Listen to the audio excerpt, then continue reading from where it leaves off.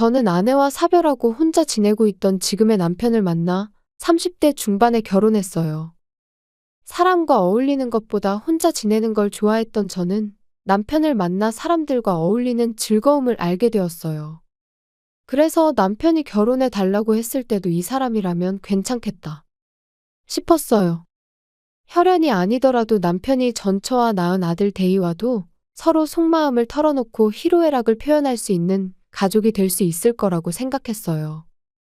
하지만 그렇게 쉽게 가족이 될 수 있는 것은 아니었고, 세 명이 함께 살게 되면서 저는 마음을 열지 않는 사람과 거리를 좁히는 것이 얼마나 어려운 일인지 금방 깨달았어요.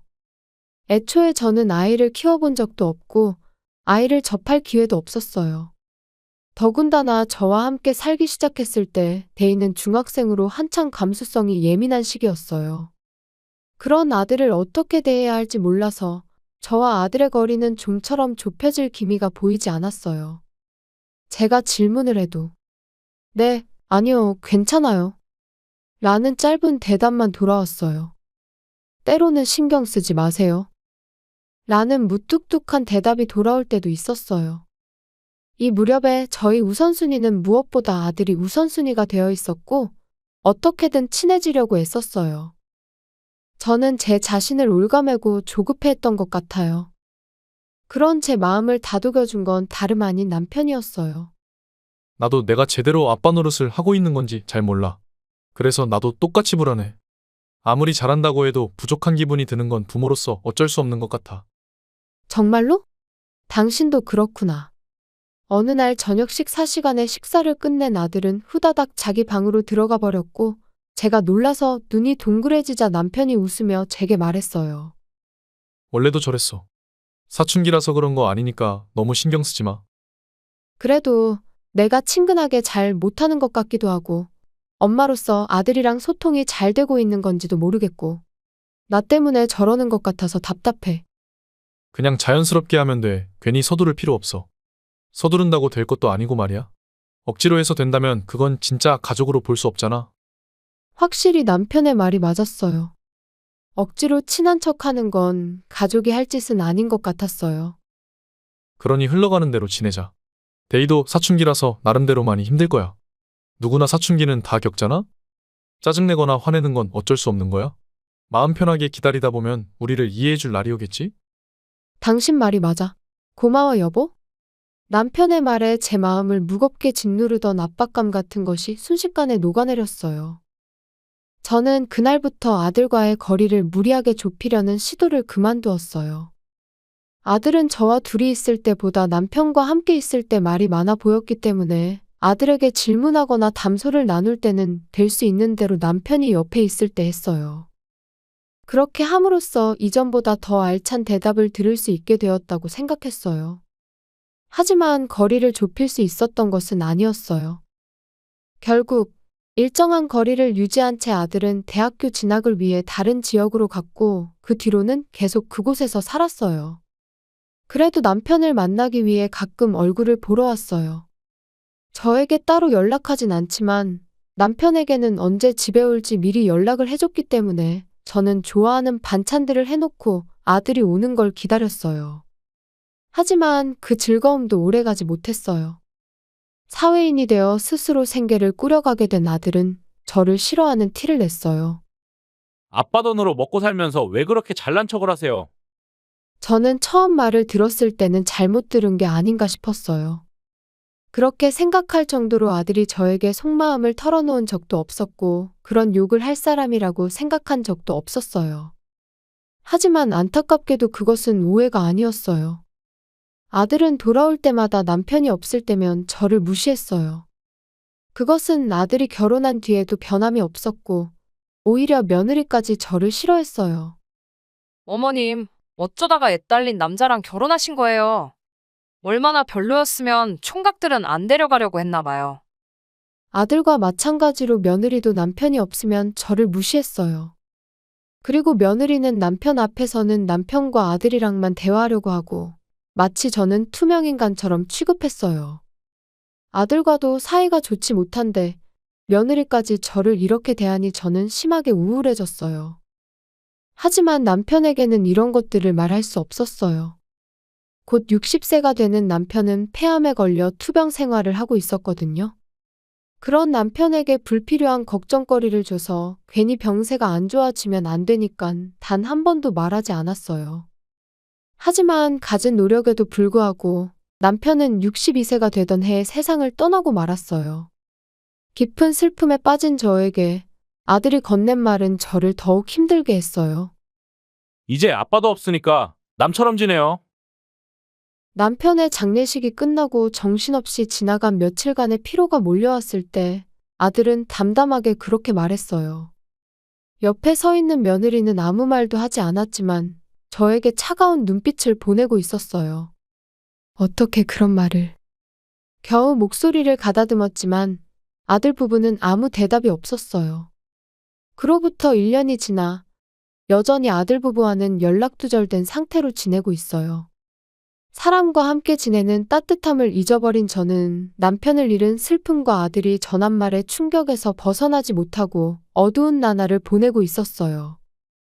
그러던 어느 날 몇 시간 동안 방치해둔 핸드폰을 보니 수십 통의 부재중 전화가 와 있었어요. 전화를 한 건 아들이었어요. 1년 동안 연락 한 번 없던 아들이 갑자기 수십 통의 전화를 하다니.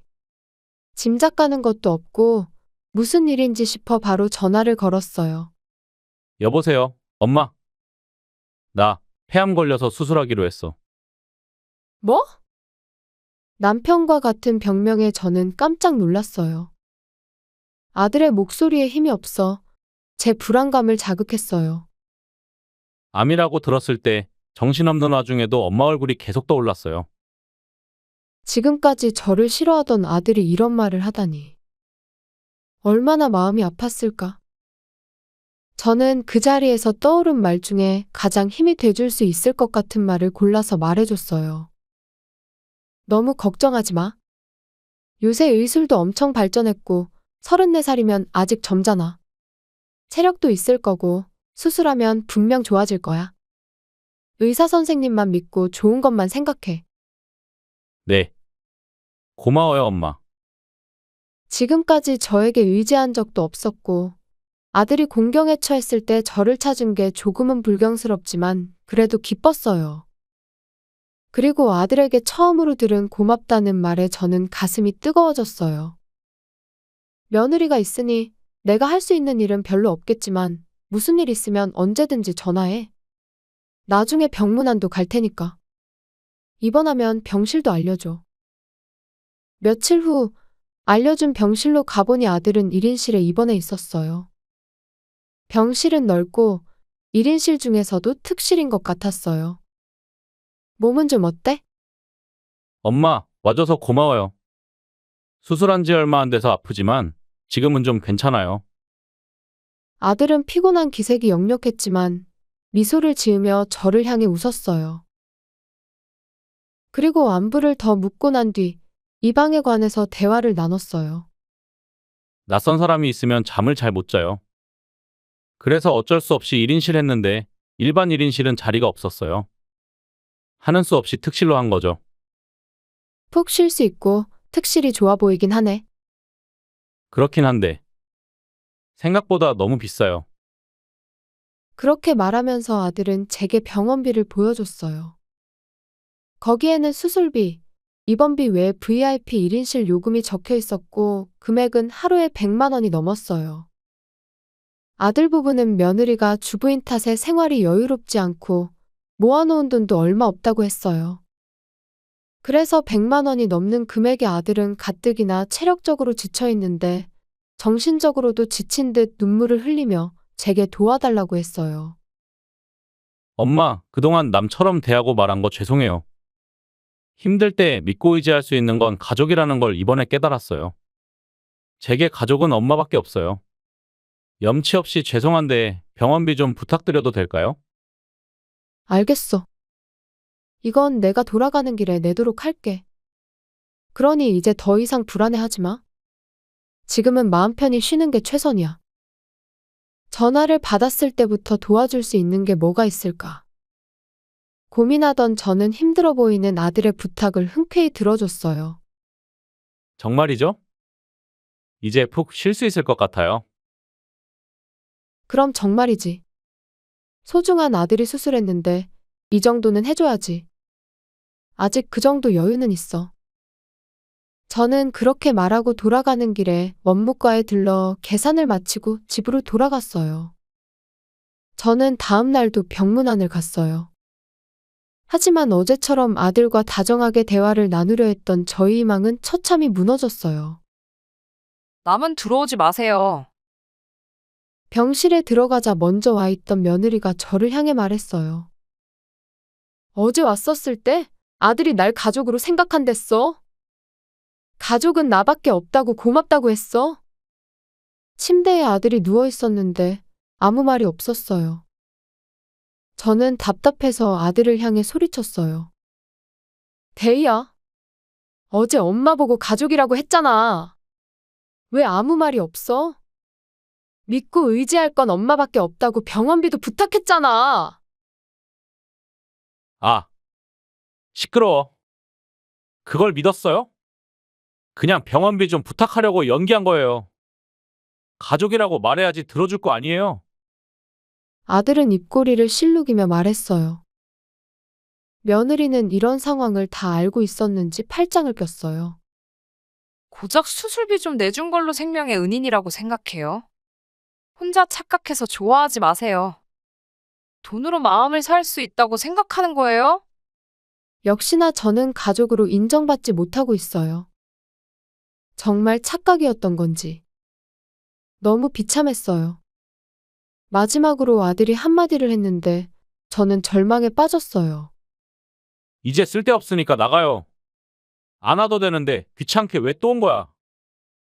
병원비 대납에 대한 감사 인사도 없었고 가족이라고 한 것은 저에게 병원비를 떠넘기기 위한 속임수였고 며느리의 말과 아들의 쓸데없다는 말들은 제 슬픔을 분노로 바꾸기에 충분했어요.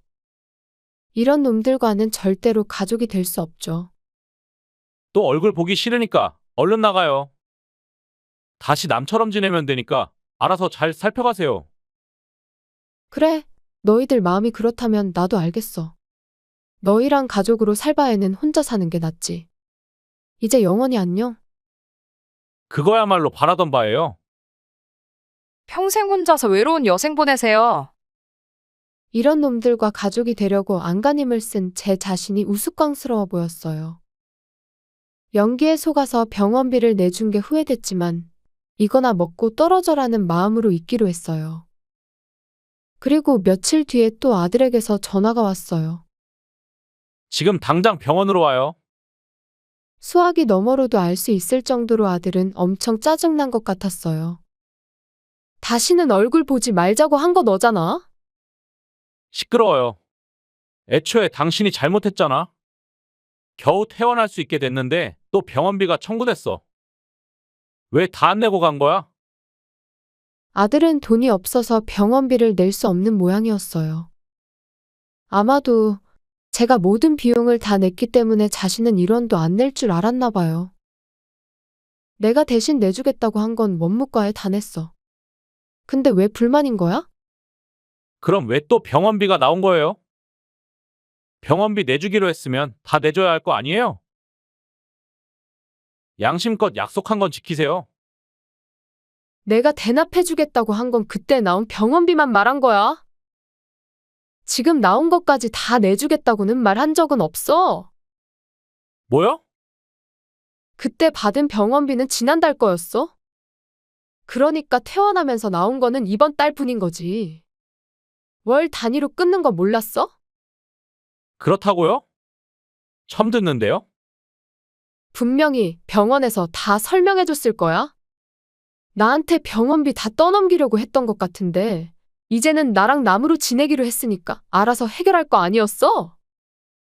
그러면 그때 전액이 아닌 걸 알고 있었어요?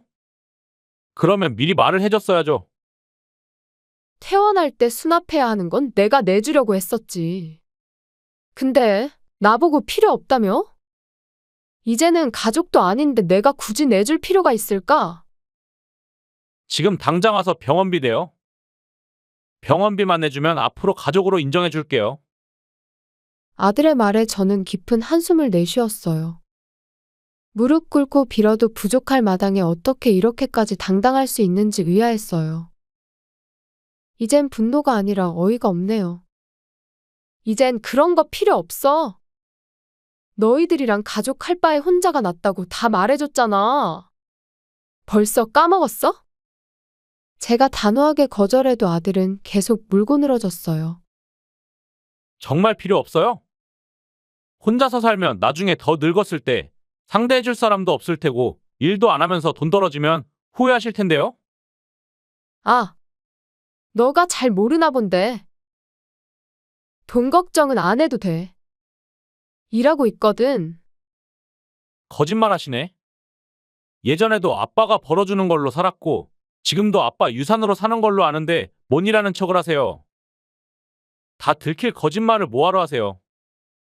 진짜인데? 내가 집에서 안 나가는 건 집에서 할 수 있는 일이니까 그렇지. 왜냐하면 나는 작가니까. 제 말에 아들은 잠시 침묵했어요. 그리고 곧 어떻게 믿냐고 소리쳤어요. 한 번도 글 쓰는 거 본 적 없는데요? 당연히 못 받겠지. 너랑 지낼 때는 안 썼으니까. 그때는 가족들이랑 보내는 시간이 무엇보다도 중요하고 소중했었거든. 근데 지금 널 보면 그런 게 다 헛수고였던 것 같다. 정말로 작가예요? 근데 책이 팔려야 작가지. 한 번도 들어본 적 없는데요? 촌스럽게 누가 본명을 쓰니? 필명이 따로 있지. 그리고 책이라는 건 한 권만 잘 써도 충분히 먹고 살아. 만족의 기준은 사람마다 다르겠지만 직장인들만큼은 통장에 찍히니까 나는 만족해. 논리적으로 대답해주자 아들은 말문이 막힌 것 같았어요. 한참이 지나도 대답이 없자 저는 이제 더 할 말 없지? 전화 끊는다? 라고 말하고 전화를 끊으려 했어요. 잠깐만요. 잠깐만. 제가 잘못 생각했어요. 저는 엄마가 아빠 돈 노리고 결혼한 줄 알았어요. 그래서 미웠어요. 진작에 엄마가 돈 버는 줄 알았다면 안 그랬을 거예요. 그래? 이제라도 오해가 풀려서 다행이네. 그럼 더 할 말 없지? 잠깐만요. 엄마는 제 생명의 은인이고 제게 하나뿐인 가족이에요. 엄마가 원한다면 같이 살 수도 있어요. 그러니까 하나밖에 없는 아들 좀 도와주세요. 그 생명의 은인이자 가족인 나를 남이라고 무시하고 병실에서 내쫓은 게 누구였더라? 그건 나는 혼자 외롭게 살다가 죽으려니깐 너도 나한테 전화하지 말고 알아서 잘 살아. 저는 그렇게 말하고 전화를 끊었어요. 그 이후에도 아들과 며느리에게 전화가 계속 왔지만 저는 모두 무시하고 전부 차단했어요. 그 후 모아둔 돈을 싹싹 긁어모아 남은 병원비를 낸 아들은 퇴원 후에도 암 재발 방지를 위한 통원 치료를 하며 돈이 계속 필요한 것 같아요. 돈은 바닥나고 카드 돌려막기도 한계가 오자 며느리는 희망이 안 보였는지 다른 남자와 눈이 맞아 집을 나갔다고 하네요. 듣기로는 바람나서 만난 남자의 아내에게 들켜서 위자료 청구 소송도 당했다고 해요. 결국 다시 집으로 돌아온 며느리는 아들에게 무릎 꿇고 사과하고 다시 같이 산다고 해요. 사랑도 없고 돈 때문에 매일 싸우는 둘을 가족이라고 부를 수 있을지 모르겠네요. 한편 저는 남편을 먼저 떠나보낸 후에 어두운 분위기의 작품만 쓰게 됐었는데 이번 일을 계기로 밝은 분위기로 좋은 작품을 쓰게 되었어요. 감사하게도 편집자나 독자들에게 좋은 호평을 받고 있어요. 그동안 남편이 떠나고 나서 느끼지 못했던 보람을 느낄 수 있게 되었어요. 앞으로도 기대에 부응할 수 있는 작품을 많이 만들고 싶네요.